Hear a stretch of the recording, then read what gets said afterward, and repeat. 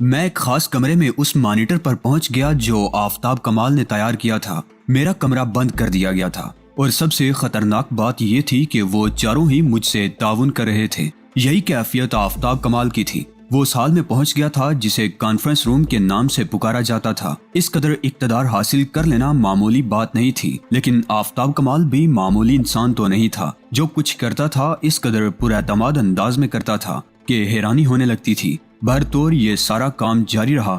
7 بجے سے ہم لوگوں نے ڈیوٹیاں سنبھال لی تھی۔ 8 بجے، 9 بجے، 10 بجے اور پھر 11 بج گئے۔ ٹھیک 11 بجے وہاں مہمانوں کی آمد شروع ہو گئی تھی۔ چاروں طرف گہرا سناٹا طاری تھا۔ لوکو ہاؤس کی بیرونی روشنیاں بھی بجھا دی گئی تھی جس سے یہ اندازہ ہو کہ آج وہاں کوئی خاص فنکشن نہیں ہے۔ میں باہر ہی سے نظارہ کر رہا تھا۔ اتنی دیر ظاہر ہے کمرے میں تو غصہ نہیں بیٹھا رہ سکتا تھا۔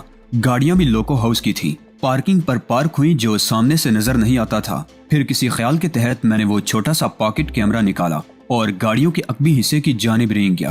وہاں سے میں نے ان تمام گاڑیوں کی نمبر پلیٹوں کے فوٹوگراف حاصل کر لیے تھے۔ تقریباً 8 گاڑیاں وہاں آ کر رکی تھی۔ اتنے لوگوں کے وہاں آنے کی امید نہیں تھی۔ چند گاڑیاں غیر ملکی سفارت خانوں کی بھی تھیں۔ ان لوگوں نے اس سلسلے میں کسی خوف کا احساس نہیں کیا تھا۔ بہرحال اس کے بعد میں سمجھ گیا کہ صورتحال کیا ہوگی اور اپنے کمرے میں پہنچ گیا۔ کیمرے اپنے کام شروع کر چکے تھے، بلکہ پہلے ہی پورے ماحول پر فوکس تھے جو اس مانیٹر پر مجھے تصویریں بھیج رہے تھے، اور یقینی طور پر اب وہاں کی ویڈیو کا آغاز ہونے والا تھا۔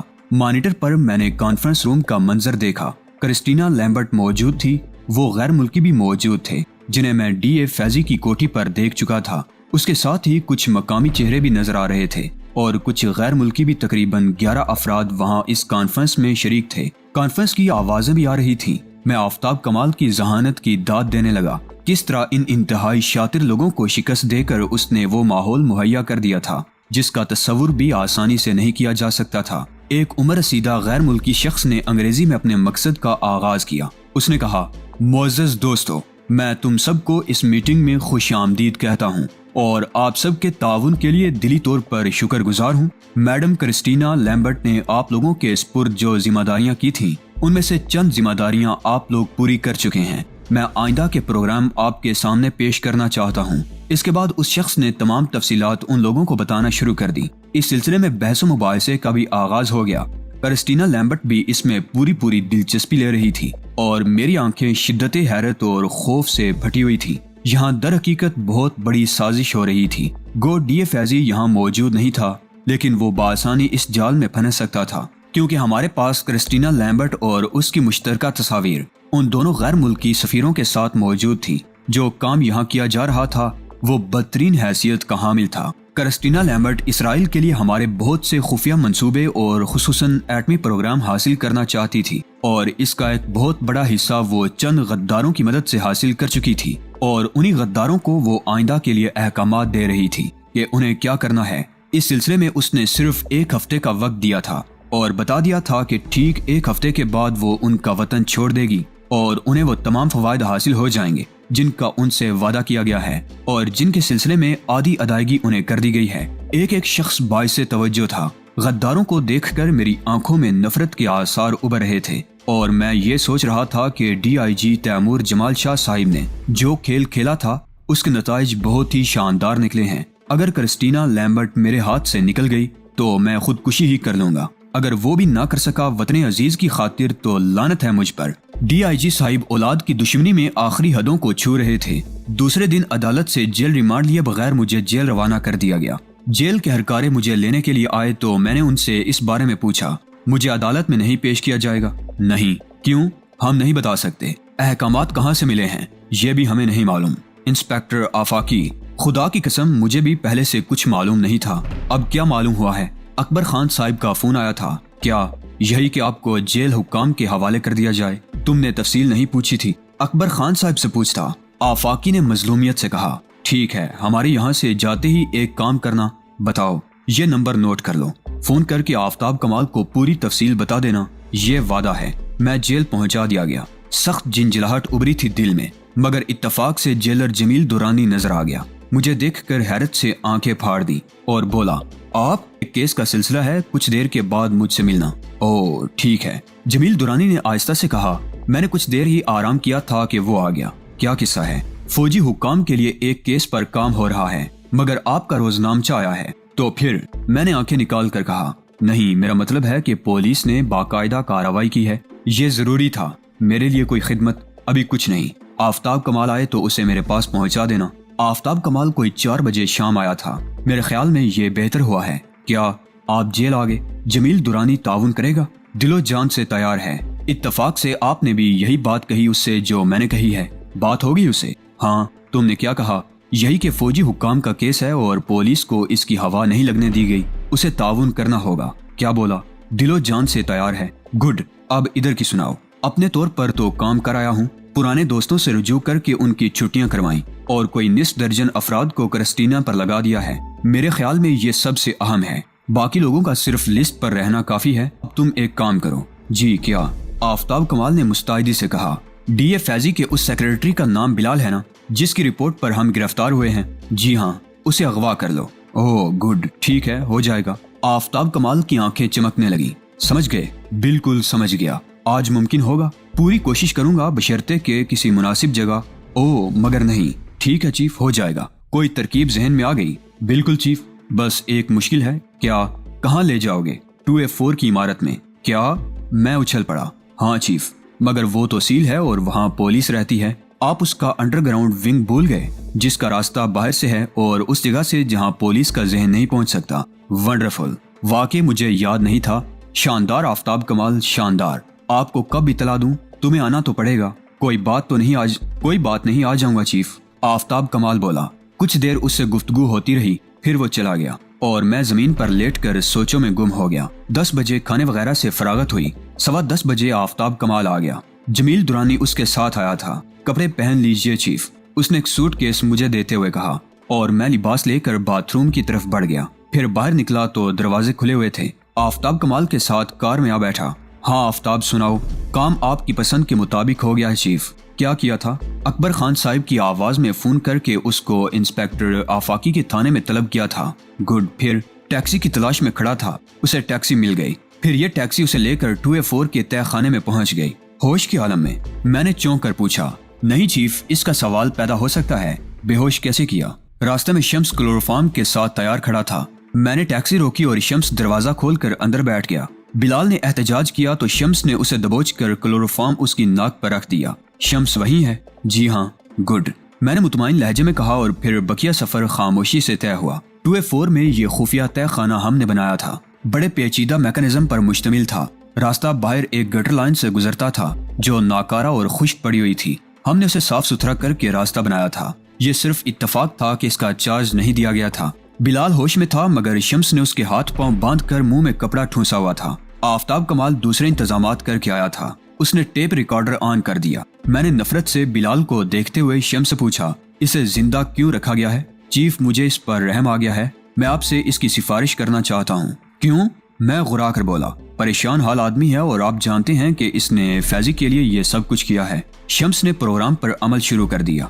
बकवास, मैंने हकारत से कहा और बिलाल हाथ पांव मारने लगा। वो रहम तलब निगाहों से मुझे देखते हुए कुछ कहना चाहता था। इसका मुंह खोलो, मैंने कहा और आफ्ताब कमाल ने बिलाल का मुंह खोल दिया। पानी, खुदा के लिए, खुदा के लिए। फ्रिज में पानी के बजाय कोक के डब्बे निकलाए। उसको कोक पिलाई गई। वो हलक तर्क करने के बाद बोला, ये सच है, खुदा की कसम ये सच है। क्या सच है? मैं मफलूकुल हाल आदमी हूँ, 7 बच्चे हैं मेरे। फैजी साहिब ने मुझे मजबूर किया था। क्या मजबूर किया था? यही कि मैं आप पर यह झूठा इल्जाम लगाऊं। अगवा का इल्जाम झूठा था? बिल्कुल। मुझे नूरपुर के दही फार्म पर भेज दिया गया था। मेरे बाल बच्चे भी वहीं रहते हैं। फिर फैजी साहिब ने मुझे बुलाया। फिर मैंने डपट कर पूछा। मुझे आपकी तस्वीरें दिखाई गईं और ये कहानी तैयार की गई।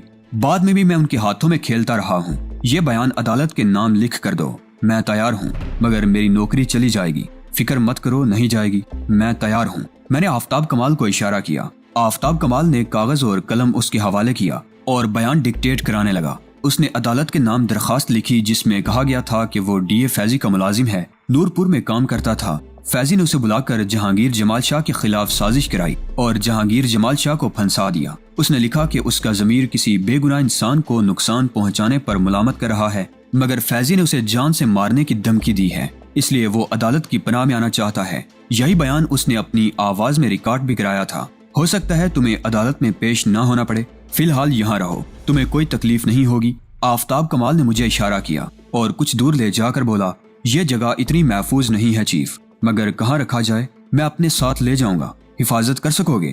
شمس موجود رہے گا۔ اوکے پھر ٹھیک ہے، انتظام کر لو۔ آفتاب کمال اسے اپنے بنگلے پر لے گیا۔ رضوانہ فریدہ کے پاس تھی، یہاں صرف ملازم رہ گیا تھا، اس کا چارج شمس کو دے دیا گیا اور پھر ہم نے وہاں بیٹھ کر چائے پی۔ اب چیف یہی میں سوچ رہا ہوں، میری ایک رائے ہے۔ کیا؟ میں نے سوال کیا۔ میرا خیال ہے ہمیں کرسٹینا لیمبرٹ پر ہاتھ ڈال دینا چاہیے۔ آپ کو علم ہے چیف، وہ ہمارے اہم ترین راز حاصل کر چکی ہے۔ بے شک یہ سچ ہے کہ وہ اس سلسلے میں مزید کام کرنا چاہتی ہے، لیکن یہ بھی ہو سکتا ہے کہ اپنے اس مقصد میں ناکام رہ کر وہ یہاں سے فرار ہونے کی کوشش کرے۔ ایسی صورت میں چیف اس کا کیا بگڑے گا؟ وہ تو اہم ترین فوجی راز لے کر فرار ہو جائے گی، بس یہ خوف ہے میرے دل میں۔ اب آپ بتائیے اس سے کیا فرق پڑتا ہے کہ غداران قوم اسے جس طرح تھوڑے بہت راز فراہم کر چکے ہیں اسی طرح مزید اور بھی اس کے حوالے کر دیں۔ چیف بس اس سے اتنا ہی فائدہ ہوگا کہ مزید کچھ غدار روشنی میں آ جائیں گے، لیکن کیا ہم ان کے لیے اتنا بڑا خطرہ مول لے سکتے ہیں؟ میں گہری سوچ میں ڈوب گیا۔ آپ کی اس سلسلے میں ذاتی رائے کیا ہے چیف؟ یار میں ایک دوسرا کھیل کھیلنا چاہتا تھا، تھوڑی سی اقربا پرستی میرے اندر بھی ہے، مطلب سمجھ رہے ہو نا؟ جی تو اس سے کسے انکار ہے؟ آفتاب کمال نے مسکراتے ہوئے کہا۔ ڈی آئی جی صاحب کو بالکل کلیئر کرنا ہے اور اس کے لیے ضروری ہے کہ فوجی حکام کے سامنے ڈی آئی جی صاحب کے کردار کو پیش کیا جائے۔ یار باپ ہیں وہ میرے، اپنے باپ کے لیے بھی اگر کچھ نہ کیا تو پھر یوں سمجھ لو کہ زندگی میں کچھ کام ہی نہیں کیا۔ آفتاب کمال سوچ میں ڈوب گیا، پھر اس نے کہا، تو پھر آپ کا کیا ارادہ ہے چیف؟ پرانے تعلقات کو ٹٹولتا ہوں۔ کرنل اعجاز یاد ہوں گے تمہیں بہت اچھی طرح۔ آپ کو یہ معلوم ہے کہ کرنل اعجاز اب چیف آف ملٹری انٹیلیجنس ہے؟ نہیں، میرے علم میں یہ بات نہیں ہے، میں نے گردن ہلاتے ہوئے کہا۔ انہیں یہ اعزاز مل چکا ہے؟ گڈ، یہ تو اور بھی اچھی بات ہے، اس طرح ہمارا کام آسان ہو جائے گا۔ ہاں یہ بات تو ہے، آفتاب کمال بولا۔ ویسے ایک بات تو بتاؤ آفتاب، کرسٹینا لیمبرٹ ہمارے ملک میں کس نام سے آئی ہے؟ کیا تمہیں اس بارے میں تفصیلات معلوم ہیں؟ ہاں، وہ کرسٹینا لیمبرٹ کے نام سے ہی آئی ہے۔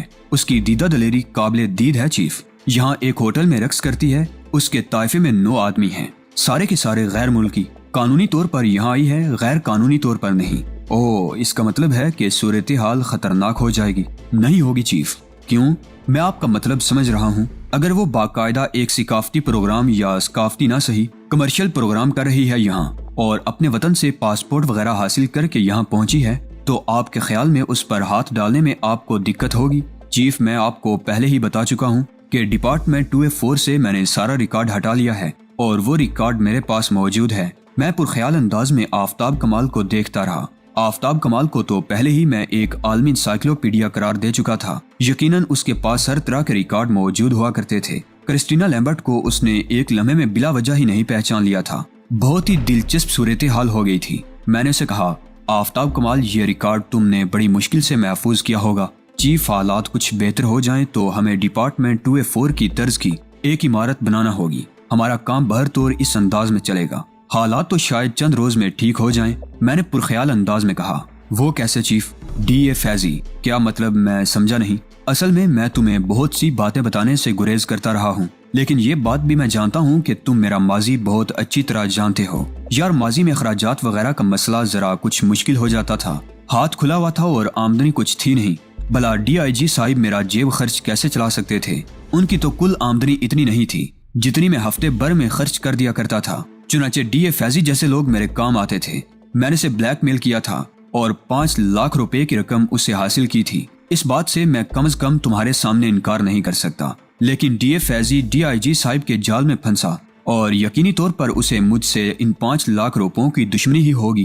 اب میں چاہتا ہوں کہ یہ دشمنی 30 لاکھ روپے کی دشمنی میں تبدیل ہو جائے۔ تو 30 لاکھ، ہاں 5 لاکھ وہ جو پہلے حاصل کر چکا ہوں اور 25 لاکھ یہ، یعنی ہاں اب میں DA فیضی کو ایسے نہیں چھوڑوں گا، بلکہ اس سلسلے میں DIG صاحب کا شکر گزار ہوں کہ انہوں نے ایک بار پھر مجھے اس کی جانب متوجہ کیا۔ اب تو اس نے خاصی رقم کمالی ہوگی بھائی، اس میں سے میرا بھی کچھ حصہ ہونا چاہیے نا۔ آفتاب کمال ہنسنے لگا، پھر بولا، وہ بآسانی پھنس جائے گا چیف، بلا یہ بھی اب کوئی مشکل کام ہے۔ خیر چھوڑو، ہاں بات یہ ہو رہی تھی کہ کرسٹینا لیمبرٹ پر ہاتھ کہاں ڈالا جائے۔ ایک بات تو بتاؤ، اگر اس کے ان لمحات میں جب وہ ہوٹل کے سٹیج پر رقص کر رہی ہوتی ہے، اس دوران اگر ہم اس کی قیام گاہ کا جائزہ لے لیں تو آپ کا کیا خیال ہے چیف؟ کیا اتنی قیمتی چیزیں اس نے اس انداز میں چھپائی ہوں گی کہ وہ کسی کے ہاتھ لگ جائیں؟ اصل میں اس کا انکشاف تو وہ خود کرے گی کہ اب وہ سب کچھ ہے کہاں۔ ٹھیک ہے آفتاب، میں اس سلسلے میں تم سے متفق ہوں، تمہارا کہنا بالکل درست ہے۔ کرسٹینا لیمبرٹ اتنی احمق عورت نظر نہیں آتی،